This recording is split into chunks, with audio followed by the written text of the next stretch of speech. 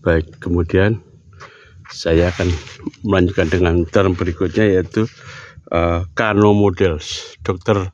Noriano Kano itu adalah ahli QC Jepang era setelah dilahirkan oleh Tuan Deming, dan dia ahli QC yang dulu di Juse. Saya pernah datang ke Juse dulu di Tokyo, ya. Jadi Dr. Kano bilang, misalnya ini ada sebuah kotak gitu ya, ini kotak itu ada yang vertikal, ada yang horizontal. Vertikal, horizontal. Di sisi bawah itu adalah, di sebelah kiri adalah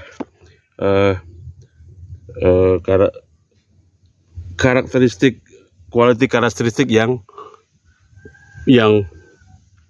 ada atau tidaknya level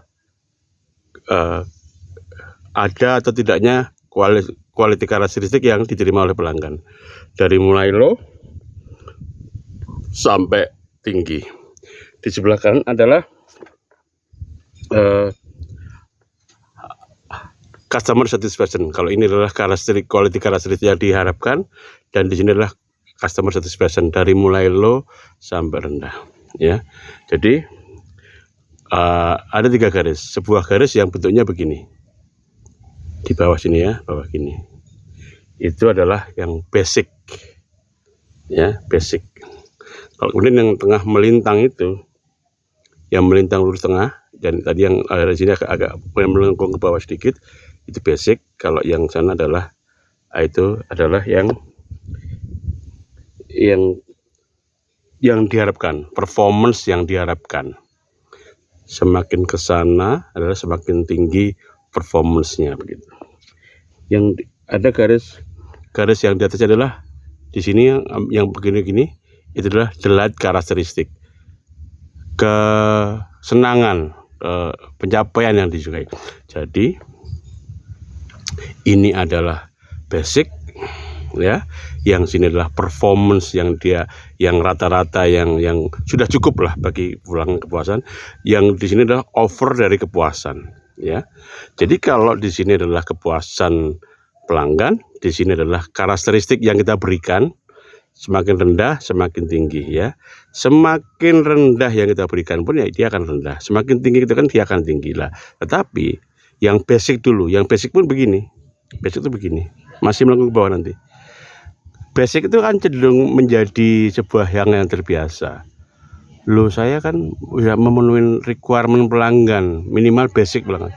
Tapi lama-lama basic itu dianggap menjadi biasa, walaupun misalnya namanya AC itu, ya, dingin, bukan kompor, ya, itu basic. Namanya motor itu, ya, buat berjalan dari satu titik ke titik lain dengan lebih mudah, dengan tenaga sedikit. Motornya mogok, yuk dorong, ya malah harus bawa motornya malah tidak ke tenaga, ya, itu basic. Jadi basic itu adalah yang harus tadi buat bisnis RWN. Mobil, ya, buat transportasi, bukan untuk menyusahkan. Motor, ya, buat transportasi, bukan untuk didorong-dorong, ya. Kalau sate, ya, rasa sate yang enak gitu, bukan sate yang kemudian kok ini malah angus semua, ini malah arang semua, gitu kan. Itu tidak basic, ya. Jadi basic pun kalau dipenuhin, dia lama-lama akan menurun, karena dia jadi wajar. Kalau yang ini lurus ke atas, tadi yang itu yang performance, ya.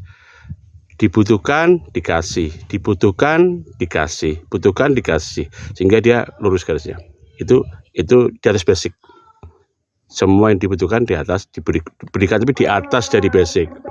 Tapi yang di sini delight itu melebihi, over expectation gitu. Tapi semakin tinggi diberikan pun dia juga akan jadi biasa, karena itulah manusia, cenderung menjadi biasa, ya. Jadi itulah persepsi manusia.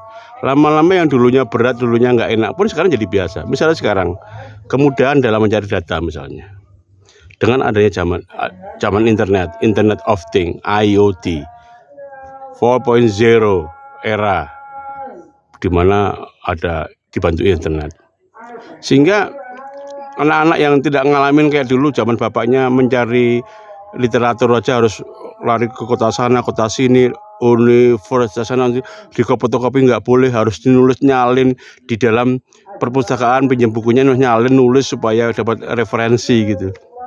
sama bapaknya itu dulu. Tapi anak sekarang pun ya tinggal dudul main jempol aja, kadang masih ngeluh, kok lambat ya, kok nggak cepet ya.